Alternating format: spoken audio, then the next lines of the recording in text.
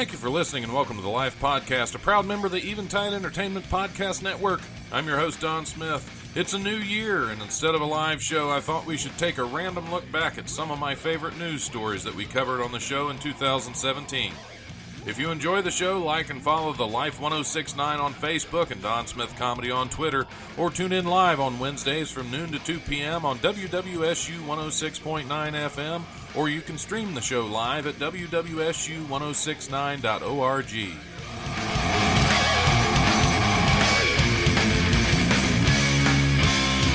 The brutal presence overwhelms me. The brutal presence overwhelms me.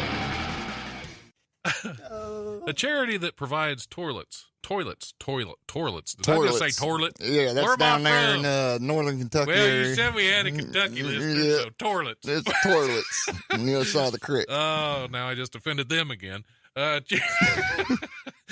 charity that provides toilets to poor Indians is leading an effort to rename a tiny northern village after President Donald Trump, saying the gesture is meant to honor the relations with U.S. And draw support for better sanitation in India. Doesn't sound like it to me. The new name, Trump Sulabh Village, is not official and so will not appear on maps. The charity's name is Sulabh International, after the Hindi word for accessible, which is meant to describe the simple pit toilets it builds for free across the country. A simple pit toilet. They dig a hole. And why not attach sounds Trump's name to it? Why not? It sounds right to me. That sounds like kiss kebab. Many of the 400 villagers said they had no idea who Trump is, but they are delighted that their village elders agreed to the promotional gimmick because it also means they will receive free toilets in each of the village's 60 or so mud-built huts. All right. None of the funding for the new toilets is coming from Trump or the United States.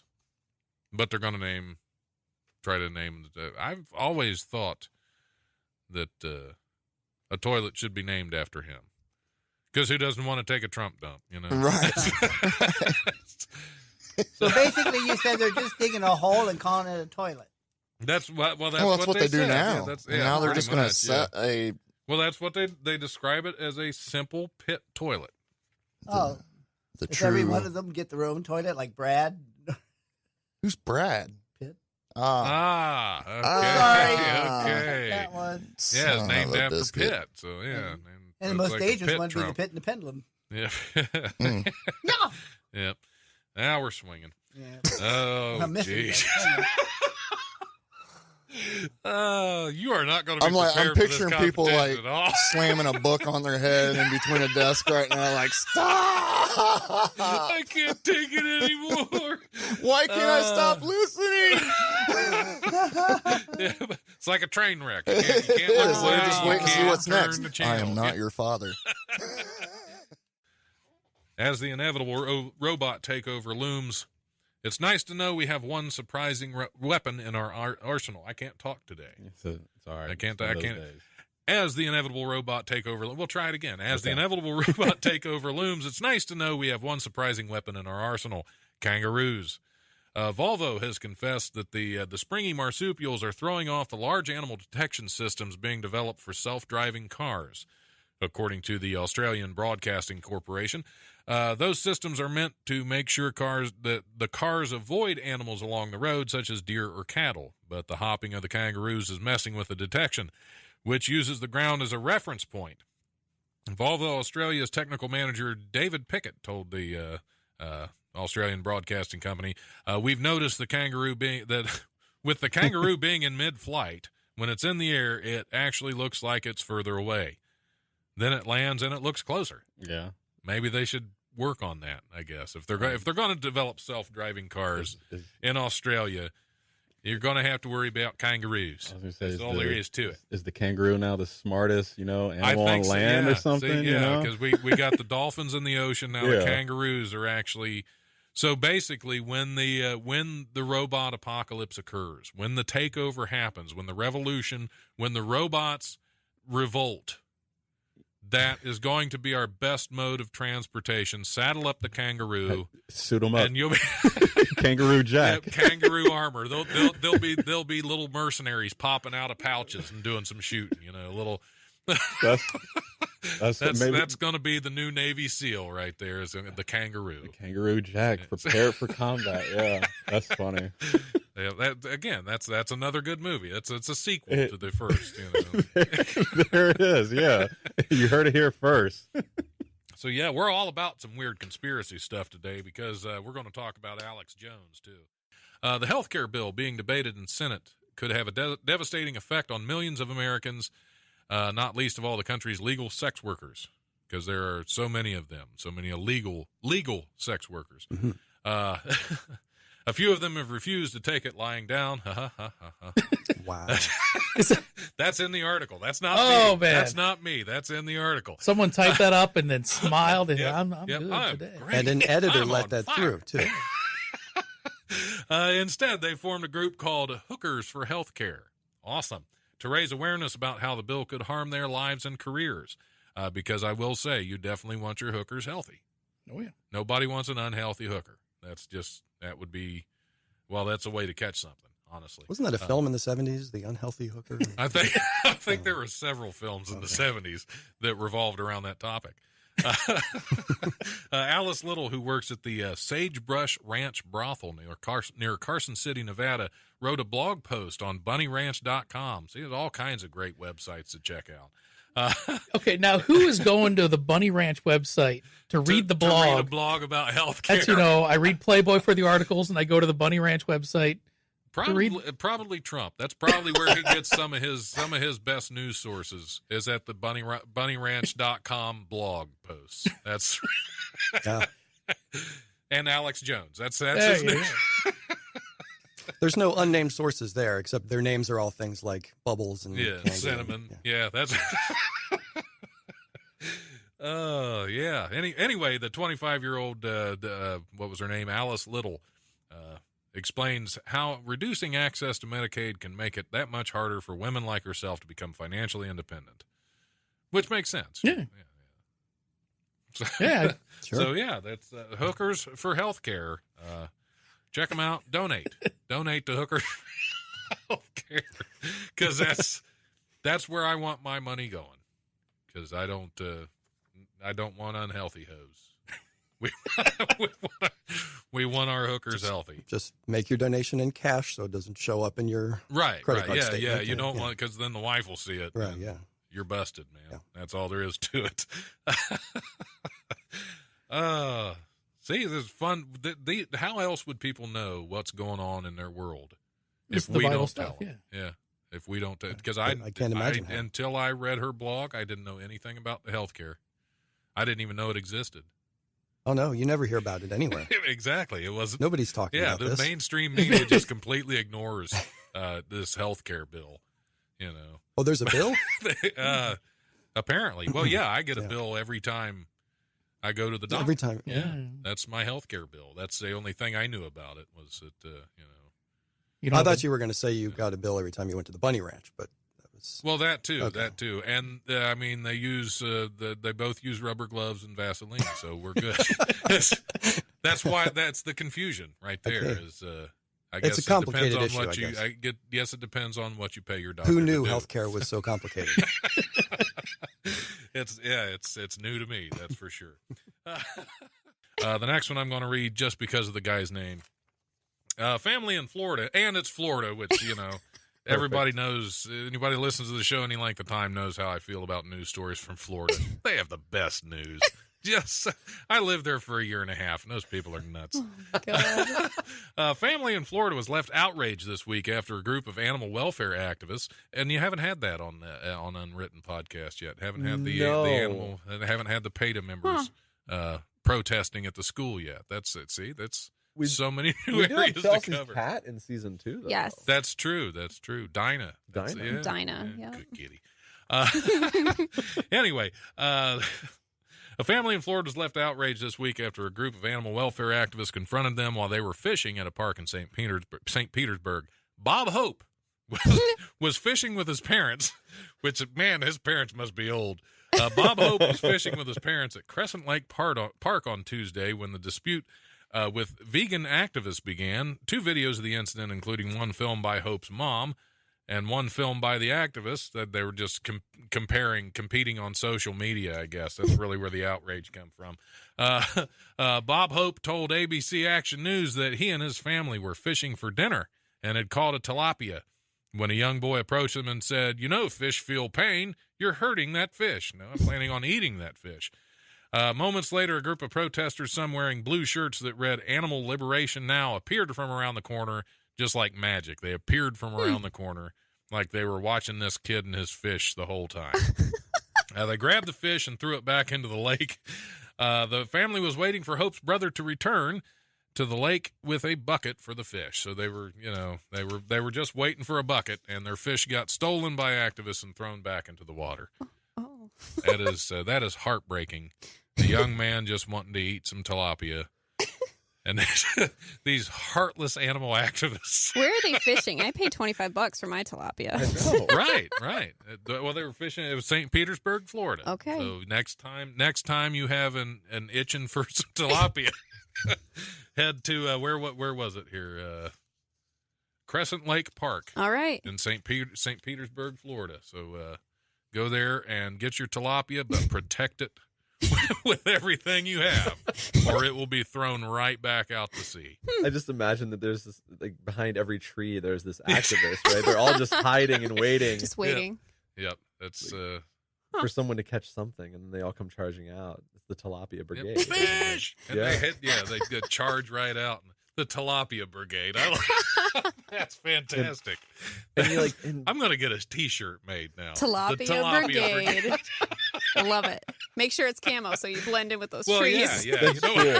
Yeah. It can't be a bright color. No, it has to be camo. That's fantastic. St. Petersburg tilapia brigade. Because they're bound to be in different areas. So you'd have to have different chapters of where is your local I think we tilapia? call them cells. Tilapia brigade. Yeah, there's cells. There's sleeper cells in the tilapia brigade. That's fantastic. Oh my They god. stalk Bob Hope. This is this is amazing news. Yeah, Bob Hope lost his tilapia to the local St. Petersburg tilapia brigade sleeper cell. Oh This man. is why we do news on this show, because you never know. And I want my T-shirt. I'm gonna write that down. Yes. That is fantastic. Put that into season 40 of Unwritten. Yeah, there you go. Bob Elaine Hope and joins the the tilapia brigade. It does sound like something she would do. It totally sounds like something she would do. I love it. Yeah, that's going to be part of her blog now that she's trying to get out there to save right. the tilapia. We forgot to say Elaine does have a blog. She has an outlet for her writing. Yeah, there you go. Yeah, because she was trying to get stuff written before. Now she's trying to get stuff written again about the local chapter of the tilapia brigade. Mm-hmm. There you which go. has nothing to do with the Unwritten podcast. I just enjoy it. I want a T-shirt now, and I'm going to start working on that. This is out of Florida, and I love Florida news. I always do. A Florida family was jolted awake in the wee hours Saturday morning, startled to find that 15 pounds of frozen meat had crashed onto their roof. It was like thunder. It awakened me out of a sleep, Travis Adair told WPLG. When family members went outside to investigate, they found 2 packages of frozen Italian pork sausage in the side of their yard and at their Deerfield Beach home, and 3 more packages on the roof. Adair told the Associated Press that the meat sacks must have fallen from above, since they were too heavy to have been thrown onto the roof from the ground. His wife, Jenny Adair, speculated the meat fell from a plane and may have related to a, quote, drug deal. Oh, wow. Because when I'm paying for my cocaine, I use sausage, because that is the international currency in drug deals. I got no hypothesis as to how that happened. I got nothing. How meat just falls from the sky. Yeah, that's so weird. I was just thinking of I just watched Donnie Darko last week with my girlfriend. So I think of the thing from the airplane that came through. The Boeing bomb. Yeah. Or was it Joe Dirt?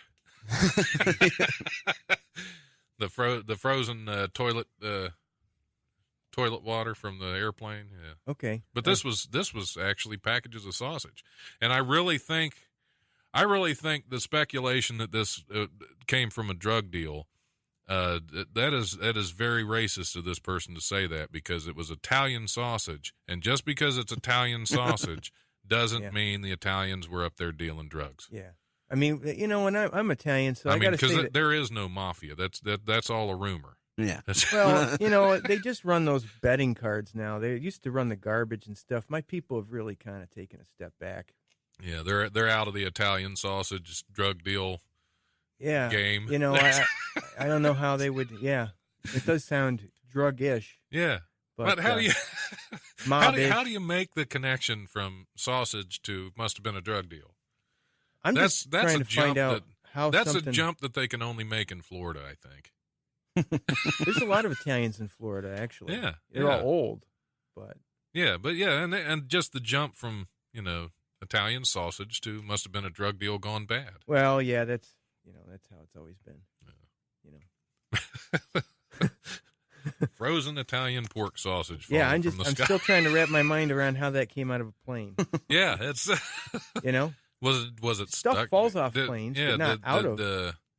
Did a baggage handler forget to lock a door or something? Was there the frozen pork It'd be sausage section of the plane? No, there'd be other stuff that would come out. Yeah. Or maybe it was never discovered. Yeah, maybe it landed on somebody else's house and they didn't wake up. Could be. But I would think if it's frozen sausage, it's falling from a plane that far, it's going to go right through that roof. Yeah, I think it is. I mean, that's free food. I'm not sure why the people were complaining about yeah. it. But, I mean, if it's still frozen, it's perfectly fine. Yeah. Yeah, fire up and get some pasta going. We got us a good dinner. That's a tough one. I can't figure it out. I can't come up with anything. Yeah, that's same here. I'm at a loss. Yeah. On many things on that article, but yes. It is a Florida story, which that's why they're my favorites. My only explanation is the guy made it all up because he just wanted some attention. Yeah. He just made it all up. Yeah, that's it. But even with that, I mean, that's kind of brilliant. Yeah, because how would that be? I know. Let's throw sausage on the roof and claim it fell there. Well, he probably has been mulling over it for a while, and then generally you don't want to come up with a stock excuse of what happened, right? So I remember when I was working in the mall, like I had to fake being sick one day, and I didn't say I had a cold. I said I had botulism because it just doesn't sound like something you'd make up. Right? Yeah, the devil's in the details. Kind of so thing. He if probably you're more just specific, thought up the most outrageous story. Yeah, if it's more specific, it's more believable. Yes. If he'd have just said meat fell on my, it's frozen Italian pork sausage. That's That's right. Yeah. So, yeah, I'm thinking somebody that. launched it also with one of those rubber band things that they use to launch water balloons. But that would be more likely than it fell out of a plane. Because if it fell out, that's a long way to fall, and it's going to pick up enough momentum. It's going through that roof. Well, there's been stories of that with the frozen ice chunks, which basically come out of the toilet. The Boeing bombs. There have been incidences where those have fallen straight through the roof from a toilet like when on you a flush plane. the toilet in an airplane, the water goes out. Not right away. I think it stores for a while, and then that way they can have bigger chunks. When I was a kid. This is kind of a tangent, but when I was a kid, okay. My dad was cheap and we didn't fly. We took a Amtrak train to Florida from Newark, New Jersey. Okay, so I lived in upstate New York, and we drove to Trenton. Even so, we drove to Trenton to the Amtrak station, and one of the things that happened back then, it was probably late 70s, early 80s. You went to the bathroom, and there's train tracks going by. Your waste went onto the. That doesn't happen anymore, I'm sure. But where would it go, though? I mean, surely they wouldn't save it. It must be like having an RV and then you got to empty it out like Randy Quaid. Merry Christmas. Merry Christmas. But it was interesting development. It must have caused so much waste, much pollution that they eventually put it. I'm not even making that up. I remember as a kid, like train tracks going by, a little teeny hole, you flush it. Yeah. Well, it beats too. hanging your butt out the window, I guess. It's close. Yeah, it's close to pretty it, much the same thing, only fewer people see it that way. No one sees it. Well, later, hope. Yeah. people see what's left. Yeah, they see the byproduct. Yeah. All right. This is great. Jacob's like, why did I do this? Yeah, and I agree. I to should have stick around listened to one of longer. his podcasts before I came on this. All right. Here's actually a local one I'd like to talk about. A woman shocked 911 operators in Ohio when she called in to report she had a 5-foot-long snake wrapped around her neck. She said, I have a That boa writes itself. constrictor. Been there. I think we've all been there. haven't we? Did she take it off to measure Yeah, it? like you So were she- saying. We were Yeah, How I does she called know that it's 5 Saturday feet? night. She called and said, I have a boa constrictor stuck to my face. But it sounded more so like that- this. Right. She added the snake latched onto her nose. So it kind of sounded like And she said she was unable to pry its mouth open. On the call, the dispatcher can be heard saying, I have never heard this before. Imagine that. So that is definitely, even for Ohio, that is a weird news story. So that now, was it her actually- boa constrictor, or did they talk? Did it come out of the toilet like all those? It was you like know? her boyfriend's pet or Oh, something okay. like that. So Did it was, the dispatchers like Facebook Live this? Because they should have. I would They love should've. to listen to that one. See, at least you didn't call and say my Yeah. say that my boyfriend's pet snake is wrapped around my throat. She might. I'm We don't choking on my boyfriend's pet snake. like to see the transcription. Yeah, that's true. We should try to get the whole 911. I'd like to point out She that did there's live, four though, four right? guys in here laughing and one woman shaking her head. Well, yeah. That's normal. That's normal for this show. You know, any of the guys are going to be laughing at Just it. have these headphones Nobody on. else will.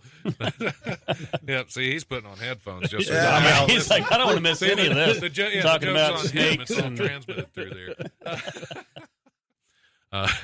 Speaking of offending people, this might. Indonesia has deployed armed police and soldiers to help villagers on the island of Java fight back against marauding monkeys that have been terrorizing their area, stealing food, and even attacking vulnerable elderly elderly residents and a child. The long-tailed macaques have been growing increasingly bold in their interactions with humans in the Boyolali district, can't say that twice, of central Java, north of the city of Solo. The police chief, I'm not even going to try his name, says the monkeys started coming here 2 months ago. After we shot one of them, the rest didn't come back. Now they're back again. A task force set up to patrol the area will shoot monkeys if necessary, he said, although traps will also be used to return them to the forest. So... They're back for revenge. Yes, they shot one, and Yeah. they said, much like Briar Gates in Yeah. said, I'm looking for the man that killed my Yeah, brother. yeah. So, shooting monkeys.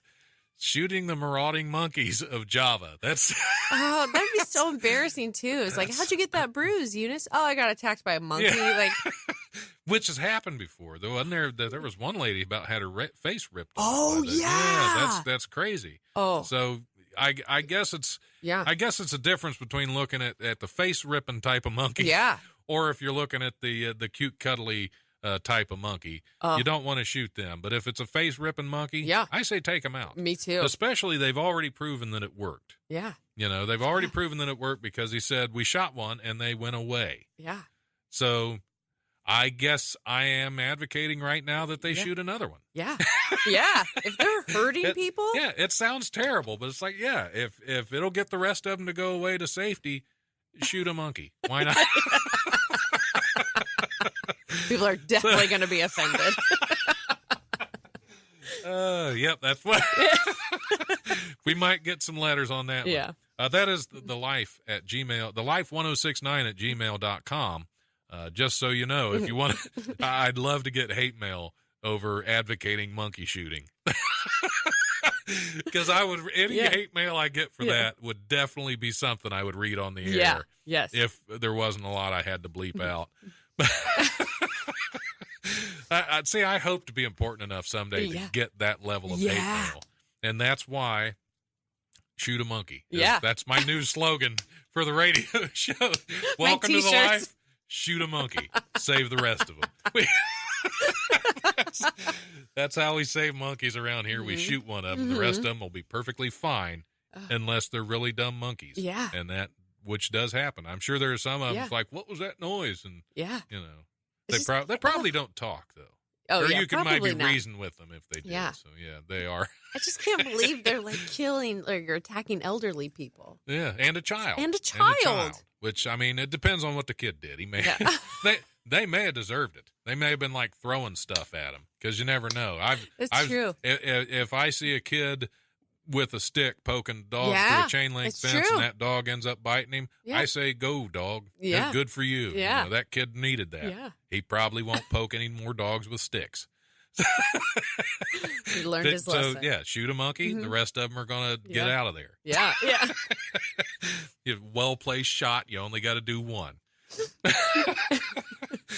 Oh, I can feel the hate mail coming. Something Well, like a the vest. only reason I have this is I'm filming Saturday, and after that I can get rid of it because Oh, I'm filming from Gettysburg to Baghdad, and I play a Confederate Army major. Ah. Okay. Got to have the beard. Yeah, Yeah. of course you do. I was hoping a couple weeks ago we were going to wrap filming on that, but something happened with the location, as happens with independent film Yep. quite Yeah. often. It's. And, The beard suits you though, so I mean, Well, I it's was not gonna say, important. yeah, appreciate you grow that. a nice Appreciate beard, that. so it's like. well, I'm getting tired of it. I love it, but at the same time, I don't. Yeah, I mine don't gets a like little- when it gets little bit caught too in long. my shirt buttons. And They're maintenance too. Like that's Mine a lot is of just- extra yeah. maintenance. Mine's just getting cheeseburgers and food caught in the beard, and then yeah, forget yeah, well, about you gotta it. Keep doing this. Yeah, you gotta move yeah. it, yeah. But well, speaking of maintenance, I actually I never was one to try any of the beard oils or anything because they have beard oils, beard balms, beard butters. I know Her my husband. husband uses them. Oh, really? Yeah, but I Religiously. have the same feeling about them. About 3 months ago, I actually started to use some. Mm-hmm. Now, if your husband uses some, he might be interested in this part because I always thought a beard is non-maintenance. yeah, Right. That's kind of the point. It's manly, it's masculine. Why girl it up with a bunch of product in your beard hair? Because that's the way I saw it. Yeah. right. And somebody talked me into trying it. I ordered some stuff online that didn't work out too well, but I also found another place that sells. It's called Sinful Beard Oils and Balms. I've heard of that. SYNFUL. You can check those out on Facebook. They have a Facebook page you can look at. Fantastic stuff. My wife loves them. Mm-hmm. I mean, she loves the aroma from it. Yeah. She, That's and- Well, your important. beard can get out of control, and Yeah, it can. Yeah. In fact, I need a trim. I'll do that before I film on Saturday. from no maintenance to But- all maintenance. Yes. Yeah. But the thing is, I was still worried about, it's kind of not as masculine to have all this product in your beard.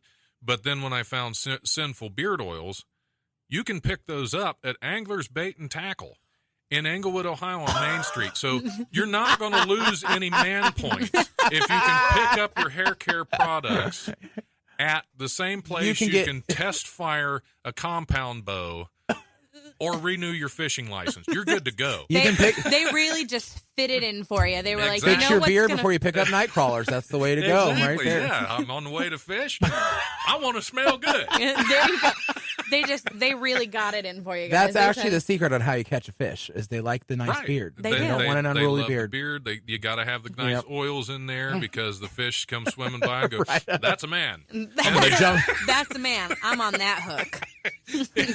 That's the one. That just smells like a pine forest. Yes, I'm gonna yes. hop right up onto this boat. Well, mine actually smells like tobacco. Oh, okay. Like pipe tobacco. Mm-hmm. Not like Okay. smoked Yeah. tobacco. I didn't like run through a forest fire or something. Yeah. It has that aroma of pipe tobacco, which I love anyway. Yeah. There's that hint of that in there. Just don't sit too close to the fire. You'll smell like a cigarette afterwards. You Yeah, don't want that. and I'll be addicted again. That's I'll be a not good. smoker all over again. Right. And- All because of your beard. All yeah, because and of- all because full I- circle. yeah. Right. All because of the beard. Which the beard itself would have been gone had I been able to finish filming Right. on that film. So I'm going to have to blame the person Yeah, that didn't show up. somebody's to let us into failing that you. location. I think they That's should what it thank you in is. the credits for keeping your beard. But they better. They should. They better. They should. Yeah. They should actually thank my beard. They should write Not that into your necessarily me. rider. There But your should be a beard. separate Oh, credit for my please. beard. You should also go ahead and Please. turn in all your It should- your oil. It should be receipts. Major Fulton, Donald Smith. Major Fulton's beard, Bob.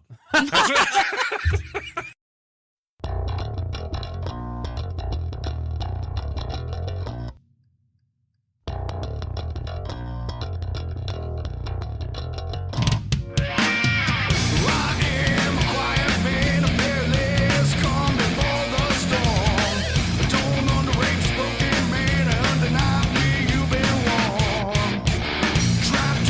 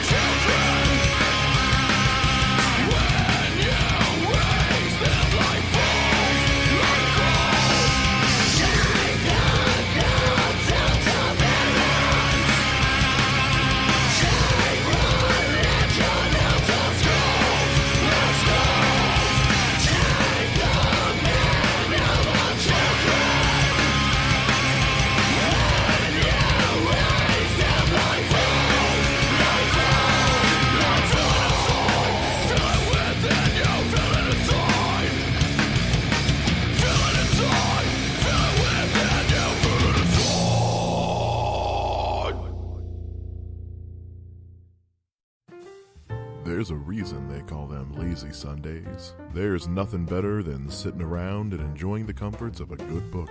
But what book should that be? Well, every Sunday, Eventide brings you The Bookseller, hosted by Jessica Gillen. Each week, Jessica breaks down a different book and tells you everything you need to know before cracking it open and getting lost in a whole new world. Tune in every Sunday for The Bookseller with Jessica Gillen, brought to you by Eventide Entertainment. A nuclear explosion would be devastating to the planet and would mean a very bad hair day for millions. Because that's really the important thing when there's a nuclear holocaust, to worry about your hair. That's the unnerving wisdom contained in tips the government has issued for dealing with a nuclear blast. Very relevant. Along with the standard advice like covering your head and not looking directly at the flashing fireball, comes this hair-raising recommendation. Quote, wash your hair with shampoo or soap and water. Do not use conditioner in your hair because it will bind radioactive material to your hair, keeping it from rinsing out easily. Wouldn't your hair just fall out?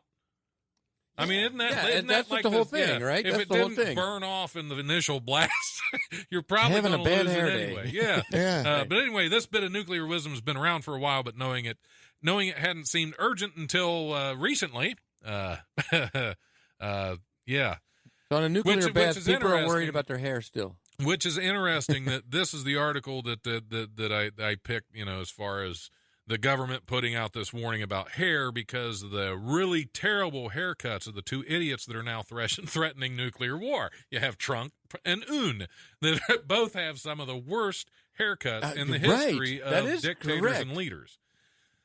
Probably not the worst. I'm sure they're, because, Kim Jong-il really didn't have a bad haircut. He just wore the really stupid-looking glasses. Mm-hmm. Oh, You know, yeah. Yeah. The Harry Carey starter kit is what I like to call that. yeah. Kim was Jong, awesome. Harry Carey.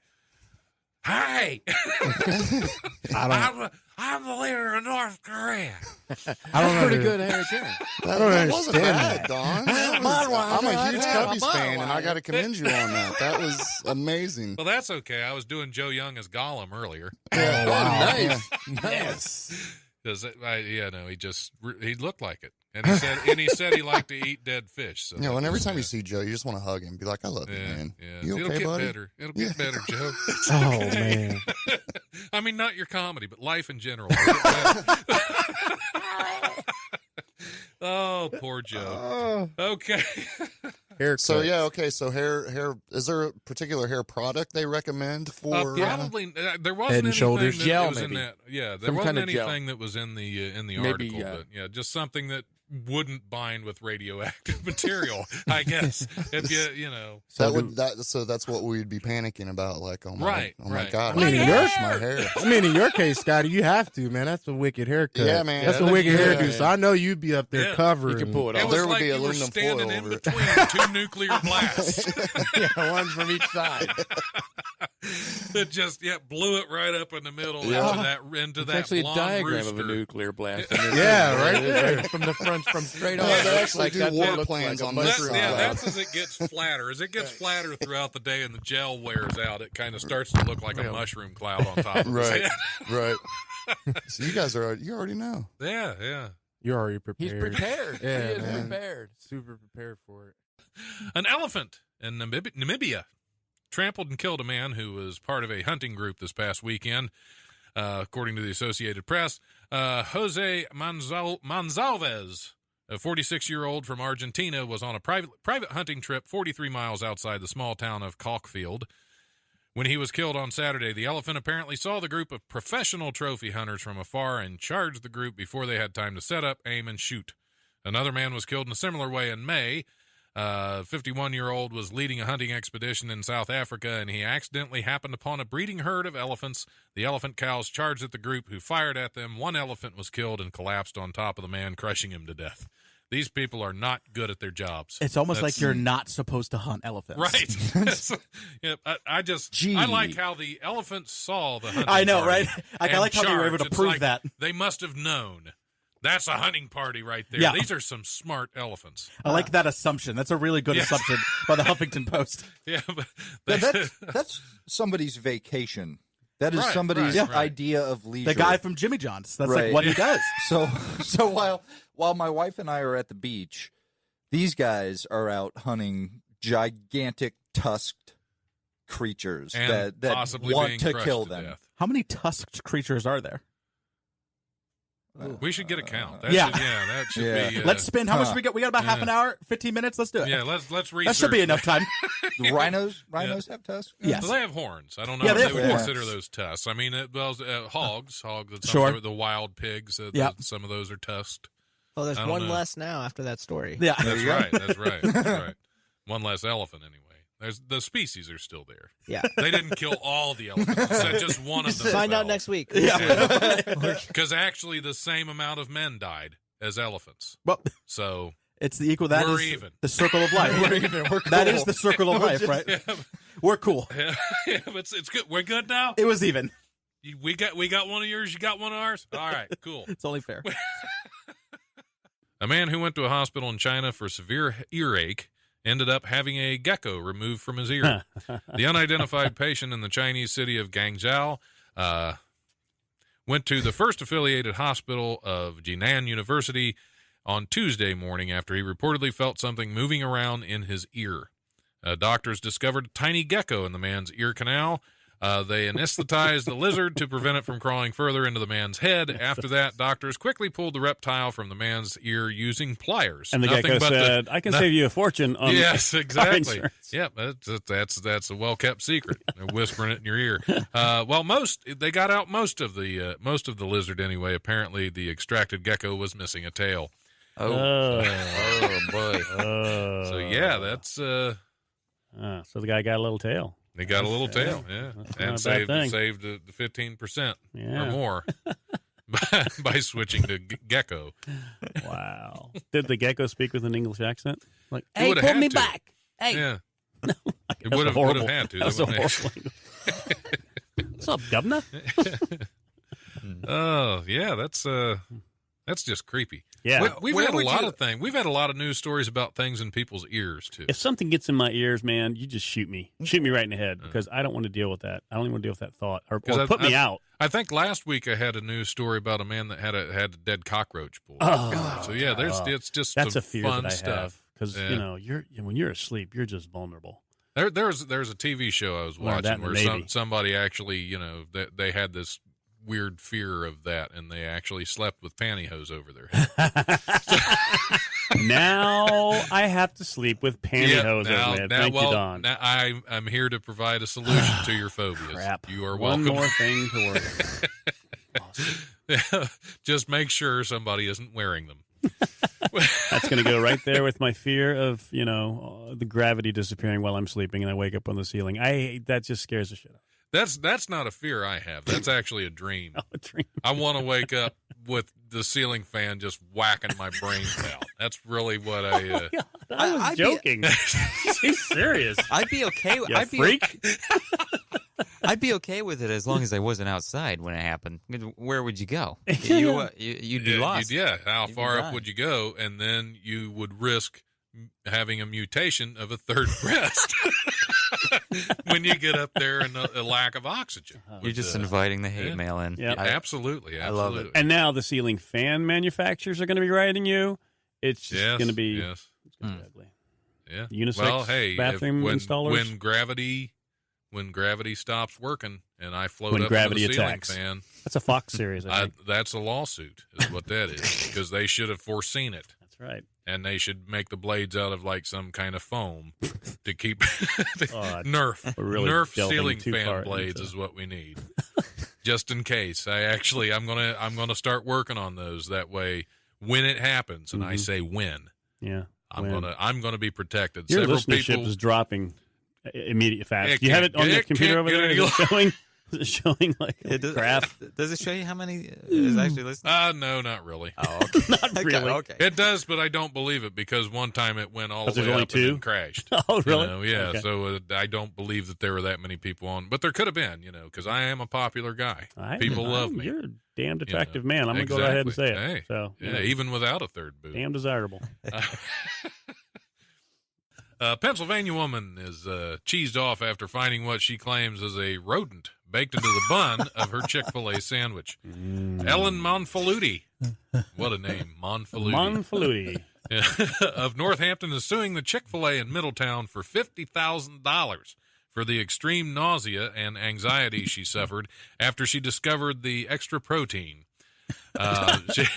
She had started eating the sandwich in a conference room at work when she said, I felt something funny on the bottom of the bun. I turned it over. I said to my coworker, they burned my roll really bad. She threw the sandwich on the table. And that's when the coworker noticed something in the sandwich beyond the listed ingredients. I realized it was a small rodent of some sort. I could see the whiskers and the tail. It had a little chef's hat, Ratatouille. Yes, a little. It made the cheese to go in there and just got confused. So nausea is worth $50,000? I guess. Because I've been getting that stuff for free. Well, just imagine how many people listening to this show should be able to cash in. Exactly. You're going to get sued for $50K. Now they're going to give them an idea for the next Survivor show. Yeah. Why, they're going to make them eat Chick-fil-A? Who's going to eat this rat burger? Yep. Who wants to eat a $50,000 Chick-fil-A burger? Actually, yeah. I've had Chick-fil-A, and that's I'd be okay with the rat. Yep. Yep, and the cow is saying, "Eat more rodents." Eat more rats. Eat ratatouille. Oh yeah, that's terrible. Don't shout and wave it about. Everyone want one. Yes, there you go. I didn't get a rat on mine. Yep, that's not fair. Is that the kids' meal? The toys are really starting to suck. Yeah. That's where they put the mice. Yeah. Well, at least it wasn't a gecko in your ear. Exactly. So if you had a gecko in your ear and were eating a burger with a rat in the bun, that's a bad day right there. This is how it begins. An army of robots has assembled in China, and so far they seem content to dance and break records. The move is almost certainly to lull humans into a false sense of security, so we ignore the obvious threat that they pose. The 1,069 dancing Dolby robots set up by WL Intelligent Technology Company Limited was recognized earlier this month by Guinness World Records for breaking the mark for most robots dancing simultaneously. The total number of dancing robots was slightly higher, but a few keeled over mid-routine and were disqualified by the human educators. So I wondered about that number, 1,069. Yes. Yeah, why did they stop there? 1,068 was the last loser's record. Right. Yeah, that's all they wanted was the new record. They built as many as they could. You're going to set the bar high. Right. Well, you got to make it up unreachable. A little bit. Yeah. Yeah, you want to hold that record for a while because you don't want the next guy to come along with 1,070 dancing robots. Yeah, I don't think it goes like the next year to be 1,000. Just make one more, like they're across the street, like the Twix factories. Like, come on, Jim, you know this is important to us. Yeah, we could have done this. If it hadn't been Louise, dude. So I've always wondered about the Guinness Book of World Records. Well, how everything is a world record now. Everything can be a world record. It could be. I mean, yeah, they do make it. Yeah. It's ridiculous. However long you can talk, right, without more than a 5-second break, that could be a Guinness Book World Record. It probably is. I'm sure it is. Everything that you want to possibly do. Anything that you want to do for a long time, or any strange thing like building 1,069 robots to dance, which I don't trust that anyway. Why would you just build a robot to dance if that's all they're going to do? Why indeed? I don't know, but I'm impressed with the technology because these things got to have either start at the exact same time or have spatial awareness so they don't bump into each other, right? Right. That's pretty impressive. Yeah. Then I'm not saying it's they could not stab an amazing us all with feat. poison darts too. Right. It all depends on what their overlords tell them to do. Yeah, like right cute, now little they're just robot. dancing. I just gotta know if were they doing the white man dance or were they twerking? They're robots. I would say they're doing the robot. Do you? Yeah, very mechanical. The Michael Jackson very robot. Mechanical. Do you know how many backbone vertebrae it would have to twerk? Yeah, that would be very complicated to make a twerking like a robot. Figure 8 type shape. There's no way a robot's going to do that. Like it's one piece until you get to the hips. Right. Well, that's what twerking is. The hip. But what's going to shake? Robot doesn't have any fat on it. It's just gonna.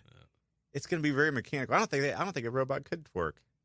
Yeah. I think we'd have to see. I'm going to make one. If they were if they made them to fleshy humanoid type robots, or if they were just metal, like wiggling around. I'm thinking metal. They got by on a technicality. That's what I was picturing. So maybe you're right. Maybe if they're more like human-like. Right. You can jiggle a little bit. Because there is a firm over in there is a company over. You're gonna stop talking now. Stop there. Stop talking. Well, there's no edit button here. No, well, there's just a dump button. Which, okay. I mean, it'll still go out over the podcast, so it's cool. I'll just, we'll erase the last 10 seconds of whatever just happened. Gotcha. I'm safe. I'm still good. There is a company over in England right now that has developed a robot brothel. Ooh, wow. Yeah, so I'm hoping those are at least kind of fleshy and humanoid. Otherwise, that'd be really freaky. Yeah, tank. There's Keith spinning there. Yeah. You watch Robot Chicken, don't you? I plead the fifth. You ever seen Robot Chicken? Yeah, I have. The horny robot running around humping the washing machine. Yeah, I'm imagining. I imagine like a real square robot. That'd be how uncomfortable that would be. Like, that's hilarious. Yeah. Yep, they have one over there. So I'm wondering if it's the same type of robots because they would, I would imagine, have to be able to twerk as a requirement. That would have to be if I'm going to go to a robot brothel. They better have some moves. Yeah. It better be like a strip club with no glitter, is what I'm talking about. If I'm gonna pay for a robot, does the robot tell you it's only doing this to put itself through nursing school? Yeah, they're all dancing the dancing machine by Michael Jackson. Trying to work my way through robot college. Yeah, I love that. A robot in college, like an ex-sex robot, just sitting here at Wright State. Like, I'm here for math. What is that smell? We got all kinds of things here at Wright State. You never know. All kinds of people, all kinds. There might be some robots walking now. around. Yeah. Ding. Yep, that's going to be the next angry letter I got. All you talked about was how I worked my way through college. Yeah, somebody's offended. Yeah. Oh, that's hilarious. All right. An alligator sanctuary in southeast Texas says it's on high alert as rising floodwaters risk the escape of roughly 350 alligators. Workers at Gator Country in Beaumont have been busy patrolling the watery grounds of the 15-acre preserve as water from Hurricane Harvey's rain inches closer to the top of the fences that enclose the reptiles. As of Monday evening, none had gotten loose. Gary Siraj, who founded the sanctuary, told KFDM News, "We are less than a foot from going over the fences. All of these are certified high fences. But look, when it won't quit, it won't quit." What is a certified high fence? I don't. That's a fantastic question. That sounds like something President Trump would come up with. Right. That sounds like it's a certified huge wall. It's a certified high fence. It's at times like that when your gator sanctuary is about to be so flooded that the gators themselves will escape that you start questioning your life choices. Yes, like why? Why did a gator sanctuary? Yeah, I mean, was this really the best thing I could have done? I'm all for animal sanctuaries and keeping them safe, but there are certain animals that's just like they're top of the food chain for a reason. Yeah, they should have had a certified higher wall. I think. No kidding. Or a certified roof. How could they possibly? Only way they could possibly get out would be if we get hit with this hurricane, and the biggest hurricane in 50 years, and the water just oh, that's happening. Oh, yeah. Wow. Hindsight's 2020. Yeah, but if only there was some way we could have looked back and seen some example of what could happen. Like if we looked at New Orleans or something like that, where things could go wrong. Jurassic Park. Yeah, I guess. Well, yeah, that's pretty close. That's what it is. This is those are the oldest reptiles there, like dinosaurs. So yeah, okay. I guess maybe the guy who built that, his name is Phil Tibbets. I don't know. For those of you who don't get that joke, Phil Tibbets is the guy in the credits of Jurassic Park who his official title was Dinosaur Handler. And there's this meme that's been going around the internet that says, like, Phil Tibbets, Dinosaur Handler. You had one job, Phil. You had one job. So that's in the credits as Dinosaur. As Dinosaur. I guess he was the guy in charge of, like, taking care of the models and the animatronics and stuff like that. Yeah, I was going to say, because it's. Yeah, I don't know, because at that point you have to wonder, did Steve Spielberg not realize they weren't real dinosaurs? Yeah, was that his nephew or something? Yeah, okay, we'll give you credit in the film. Yeah. You're going to be the dinosaur handler, Philly. Yep, that's an important job. Little 8-year-old kid running around with a toy dinosaur. I'm here. I got him.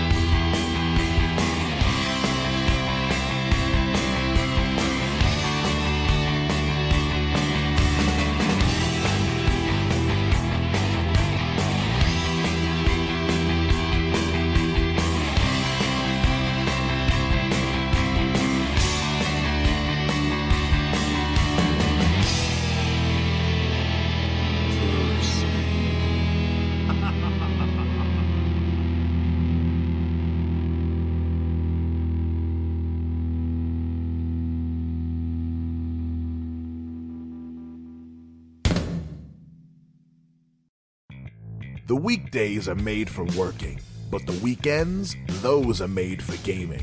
Join Ellison Smith every Saturday for a new episode of Saltwater Gaming as he breaks down video games of all different genres, consoles, platforms, and eras. Get a bit of the old and a bit of the new, a bit of the action and a bit of the mystery. Get it all every Saturday on Saltwater Gaming, brought to you by Eventide Entertainment.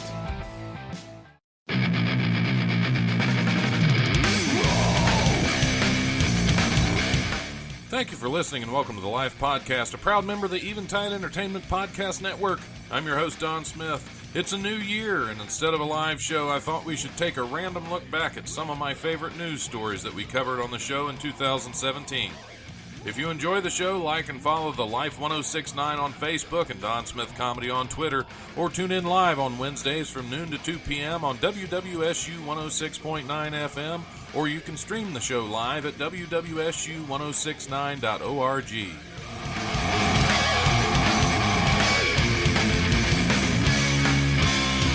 The brutal presence overwhelms me.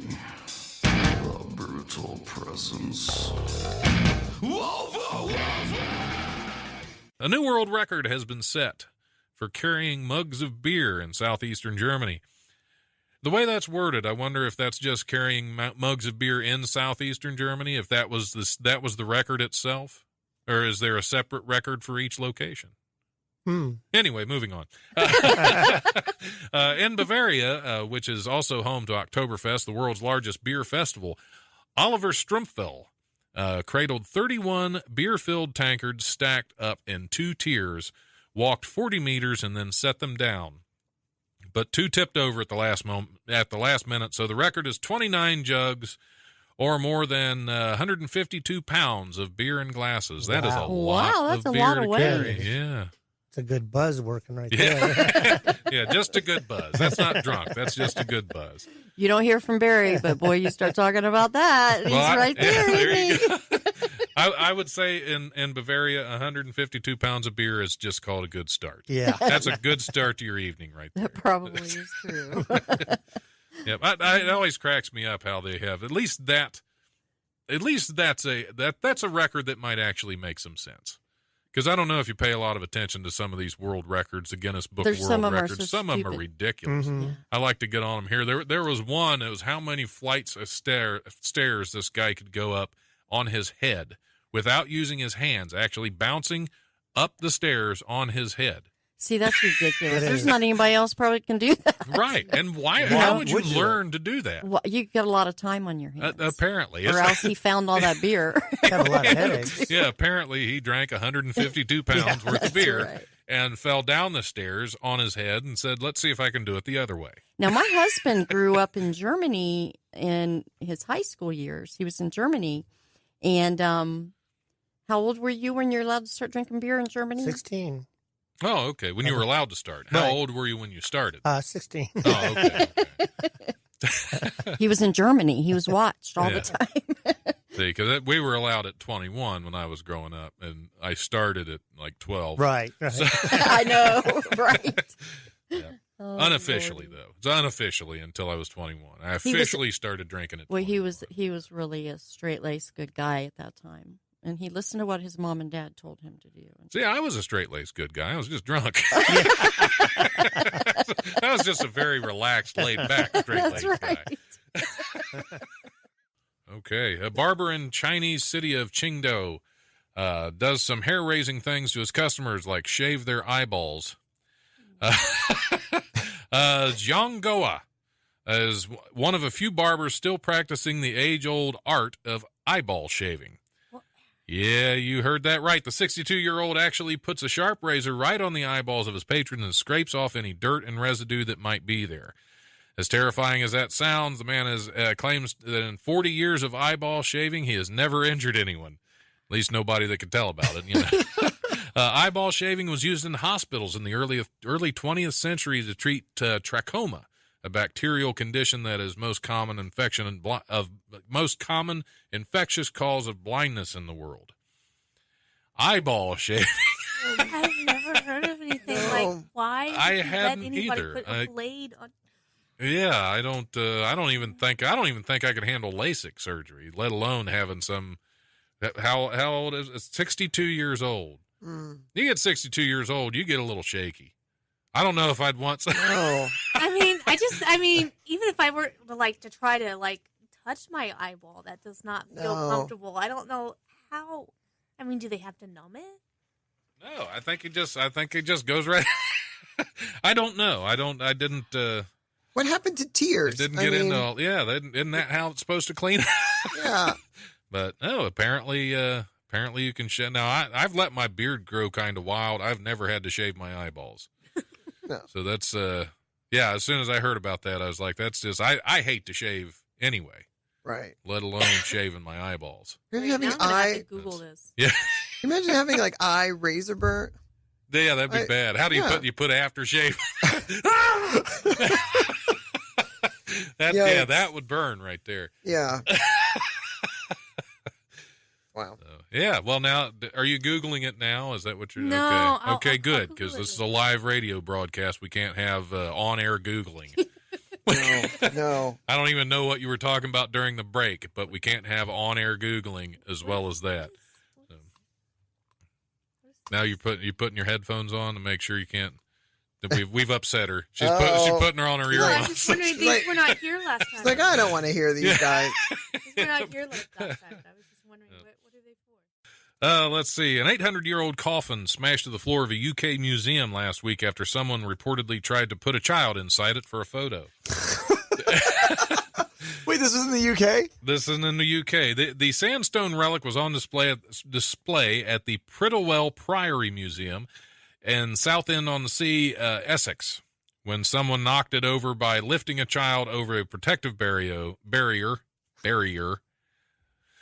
Instead of reporting the damage and taking responsibility for the accident, the Guardian reported the surveillance video captured the culprits fleeing, leaving the toppled coffin with a deep crack and a large triangle-shaped piece missing from its middle. They should have at least collected the piece as a souvenir. They could, or they could have tried to put it on with some chewing gum before Dad gets back from vacation.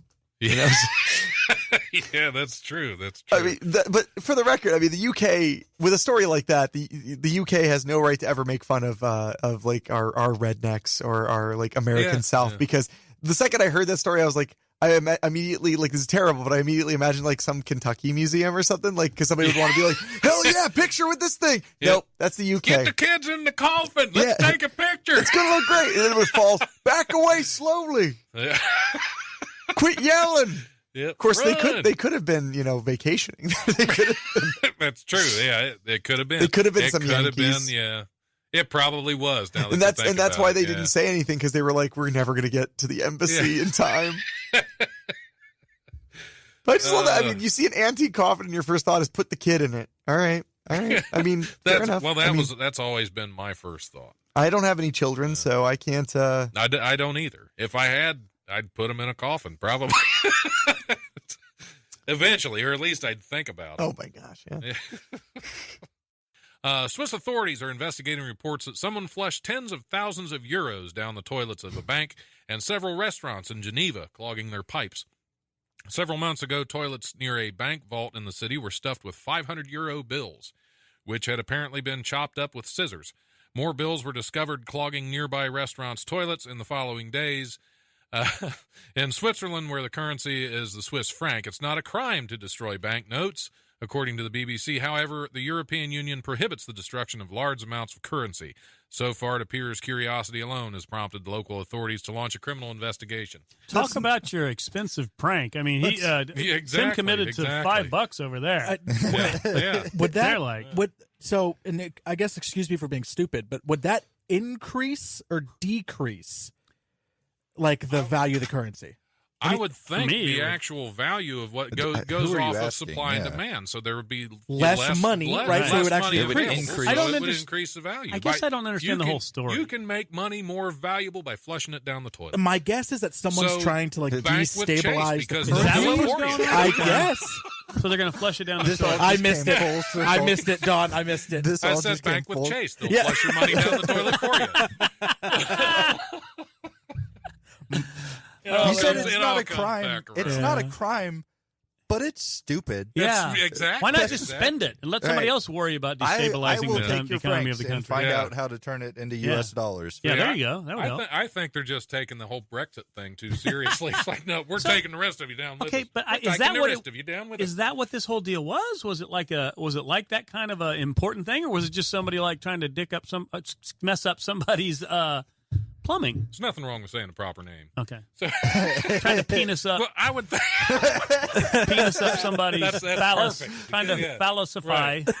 Falsify. Somebody's Falsify? plumbing system. Is that falsify? Is Well, let's not discuss phallicide. Falsify. Guys, we're back to toilet talk. Phallicize. We're all the way back to toilet talk. Seven and a half, whatever it takes. Oh man, this is where this show always goes. It's me. It's my fault. I apologize. I wish we had another sloth fact right now. Actually, Well, we go. Well done. We need an intro. We need an intro and an outro. Like, and now it's time for sloth. It's time for this to be sloth a new facts. segment for the show. Sloth facts with Kyle. Sloths don't sweat and have no body odor, which helps them avoid predators. Okay, that is nothing at all like my girlfriend. Wait for that. Nothing at all. She is the stinkiest woman. She's also I'm just constantly being followed by predators. So. Yeah. That was me back in the She old is days. surrounded by predators. Oh, but yeah, that's Euros down the toilet. There it is. Wow. Oh. I guess they wanted to invest in the comedy club. They might as well. For all their money did. Are we going to go there? Because I was going to go there, but I opted not to. I'm allowed. Kyle's over there being so talking about polite. flushing money down a toilet. Yeah. Maybe Chase was trying to save you, Don. Yeah, and here I was angry at him. I should have been thankful. They're like he's so asleep. They're like, well, Mr. Smith, if we should find your money, are you sure that you would want to do this? They delayed We're it. trying to help you, idiot. It is, after all, a comedy club. Yeah, they delayed it because the Chase went, have you heard of Netflix, sir? so they go, we saw that you're investing in a comedy club, and we noticed, now's probably not the time. Oh, that's okay. We're going to turn it around, man. Yeah, we are. We're already turning it around. Rapper B.O.B. thinks the world is flat, and he's hoping to put your money where his mouth is. The rapper just started a GoFundMe campaign called Show B.O.B. the Curve that aims to help the celebrity non-scientist, quote, purchase and launch multiple satellites into space. The campaign started Friday with a goal to raise $200,000. He figures that's probably, again, quote, enough for a small economy-class satellite. You know, just something for day-to-day use, nothing too flashy. So far, the response to the response has been as flat as B.O.B. claims the planet is, only raising about $225. Wow! I don't think he can get a satellite for that. Okay, admittedly, The I world is flat. I stopped listening after you said the rapper called B.O.B. Yes. So I stopped maybe a few words right in front of that. As soon as he said flat, I was like, and it's B.O.B. Okay, what are you saying? So his name is Bob. Is that it's B.O.B.? No, it's B.O.B. It's actually pronounced B.O.B. I mean, B period, O period, B period. It's B.O.B. Okay. Yeah. So I can't say WTF, right? On the air? I don't see. Can I say why W? not? Can I say W.T.F. Yeah, Would that work? You have to wrap it though. You have to wrap it. It's like, oh God, there's some clever rapper names out there. There are. But what about B.O.B.? B.O.B. is your name. I like how we talk more about his name than what he actually said. Right. Yeah, we were worried about the name, and it's like this guy thinks the world is flat. So the story is that he wants to GoFundMe a satellite. Is that it? Several satellites. For the purpose of proving that the world is flat? Yeah, wants to launch multiple satellites in space for $200,000. Can I just say that this is probably I take that back. I hope this is a publicity, like just gimmick or stunt just to get his name out there even more. Yeah. Because this makes... I mean, his letters. It's his letters out there. This just makes no sense. Like, why would you do this? Why? To the people that I say that say the world is flat, I always say, do this. From where we're standing right here, just head west. Just go west. Just keep going. We'll see you when you get back. Yeah. Go as fast as you can. Yes. That's actually good advice. I have no... B.O.B. I have no comment for this. Oh. I'm more fascinated by because I have listened to a little bit of his music, and personally, so this is So like you actually know him. Yeah, he's not as. I may get flack for saying this, but he's not as big as like other name. Oh, you artists. can say that. Right. I'm with you. Yeah, but I've never heard of him. I have listened to a couple of his tracks, and I don't remember the names, which probably is not a good thing. Do they have anything to do with the world being flat? I hope so. Now, I hope honestly, You're going to go back and listen. I hope this is where he drew this theory from other past songs. Because if this is just random, I fear for not only him, I fear for his name and the dots in his name. Yes. Well, I am always concerned with dots. I weep for the future. Rapping dots. That is bizarre. Just ladies and gentlemen, it's Bob. Welcome, Bob. Yep, Bob. Jeez. I've heard lots of bizarre stuff, but nothing about a GoFundMe campaign for his name really like is this. Bobby. I got my researcher over here doing some research on his name is Bob. It is pronounced Bob? Yeah. Oh, Bobby. Okay. Oh, so B-O-B-B-Y. but his rapper name is B.O.B. That doesn't help the cause. Yeah. You got to research the whole thing. Jeez, researcher is terrible. No, you can't get good help. Christy Lynn Goss may be guilty of fraud, but not of crimes against fashion. The 44-year-old Goss was previously employed as an administrative assistant to a judge in Garland County, Arkansas, because all the best news comes from Arkansas. That is until authorities accused her of fraudulently charging $200,000 to a Garland County credit card. She used the credit card to purchase a diamond bracelet, tickets to Arkansas Razorbacks football games, sequin throw pillows, and pet insurance. And admittedly, adorable tuxedo for her dog. So if you're going to have pet insurance for your dog, you might as well get it a tuxedo. Right. You know, it's on the county. It's healthy and it looks good. What's wrong with this? Yep, she was set to stand trial last Tuesday, but opted to plead guilty at a pretrial hearing to 6 felony counts of fraudulent use of the county's credit card. She will be sentenced on November 22nd. So, yeah, that's a good use of government money. Right, that's probably more than most government officials would have done with it. Maybe. Because they just, most government is just waste. That's like 90% of government is just wasted money and bureaucracy. So at least she got something out of it. Right. It just makes you wonder if somebody in Arkansas could figure out how to do that. The rest, all the rest, know exactly what to do. You would think. Yeah. You know? But I mean, at least I'm like, is there checks and balances? Like, across the board, or do you think? Do you think they just caught her and there's like 10,000 more people doing it? Oh, I'm sure that goes on throughout. Just not just Arkansas, just all over the place. That's there's fraudulent charges everywhere. Right. That's right. But if I did it, I'd be in Leavenworth. Oh yeah, absolutely. You and I do it, we get busted right away. Right. But this well, she is busted now. She's been caught, pled guilty. Which I'm sure the guilty plea is probably going to get her some time off. Right. So, she'll be in prison for like 2 minutes, and then overcrowding, she'll be forced out and get a job with some other government entity somewhere. Right. And do it again. It's a cycle. She'll start the cycle all over again. Right. She'll get a cat. Yeah, and dress it up in a swimsuit. Right. Because I think that's what actually put her on the radar was the tuxedo for the dog. Oh, right. She brought in a picture, and they said, no idiot is going to waste money on a tuxedo for their dog. She apparently is wasting taxpayers' money. Right. And that's why they started to investigate. Then they found all the other piddly stuff that they didn't really worry about. It was the tuxedo for the dog that really tipped them off. Yeah, that was the breaking. Yeah, that was the break in the case they were looking for. As soon as they saw Fluffy in that tuxedo, they thought we've got her now. And they were thinking, are we paying this girl too much? Exactly. Yeah. Either they're paying her too much or she's stealing it from somewhere else. Yeah. Which means you should, when you go to work, go looking as shabby as you can. Right, exactly. Yeah. And you can get away with whatever you exactly. You can steal anything you want so long as you don't look like you have any money. Right. You're good. This is good. So if you're committing fraud right now against the company you work for, first of all, no dog tuxedos. No. That sends up their red flag. It's kind of like getting an email to work at home. Right. And if you work at home and you're fraud, you're stealing money from your company.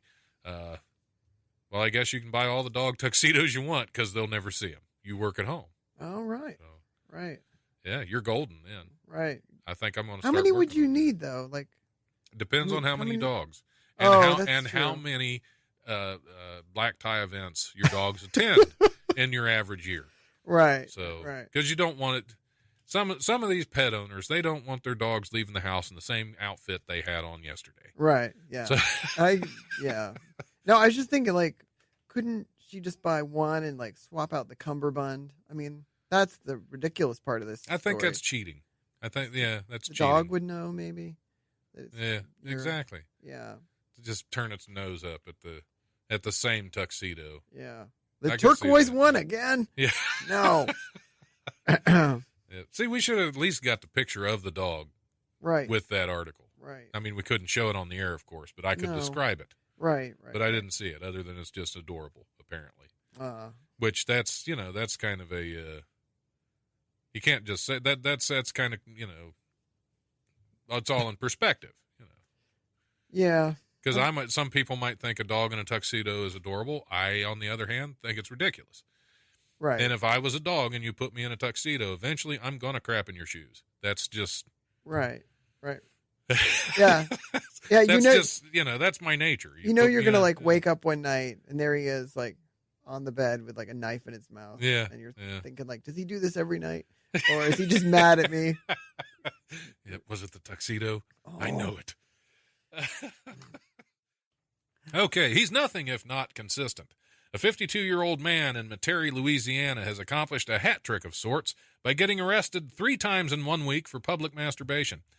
Gregory Gurin was collared on obscenity charges Saturday night after a neighbor reported that the suspect was masturbating outside his home. Deputies who arrived on the scene found him hiding in the backyard.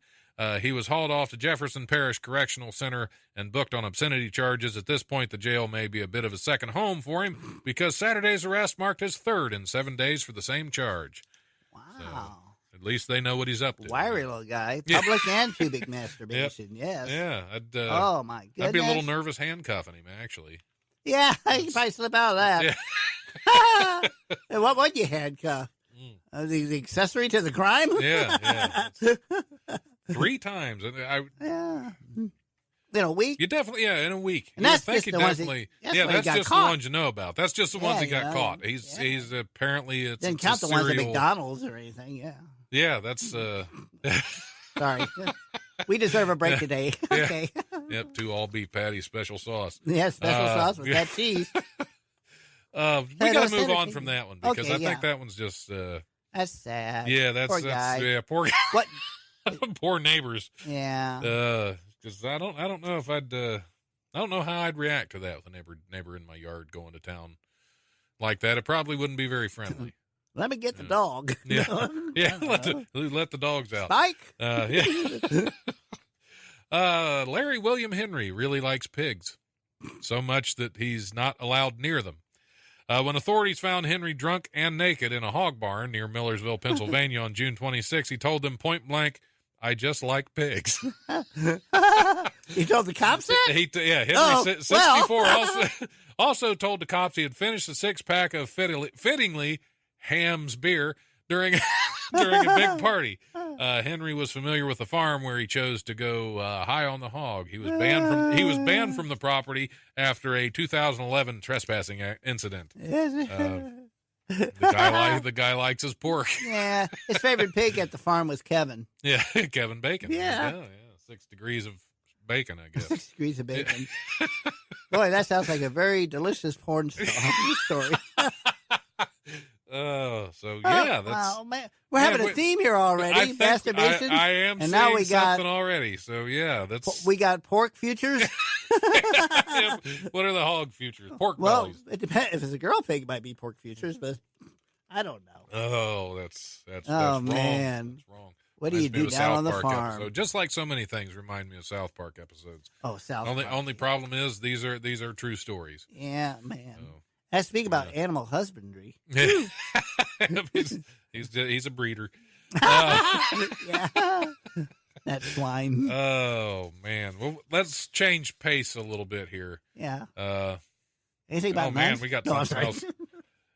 We're on a theme. Let's stick with it. Okay. This is why we can't have nice things. The man behind an intelligent sex robot named Samantha says the kinky creation needs to be repaired thanks to barbarians at a tech industrial festival. God. Engineer Sergei Santos of Barcelona, Spain, wanted to show off Samantha at the Arts Electronica Festival in Linz, Austria last week.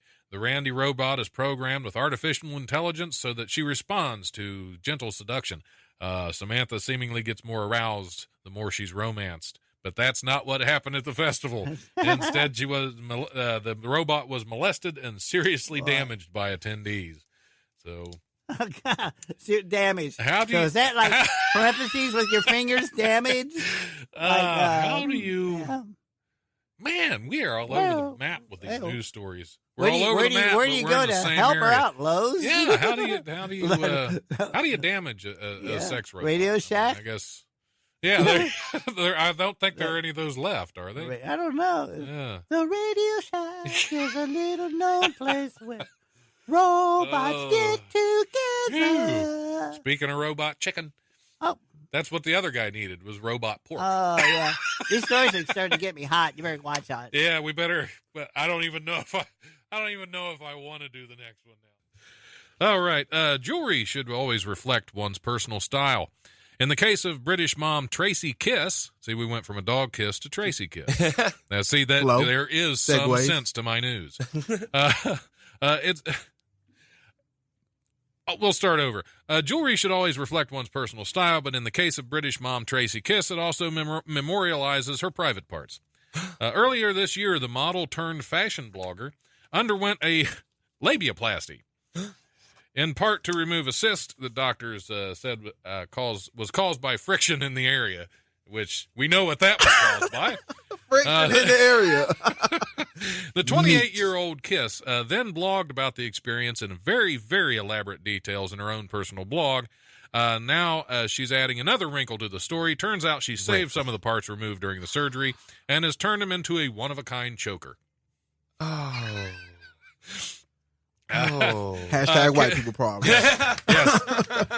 Kiss decided to make the labia heirloom as a trophy for overcoming the pain the experience caused her.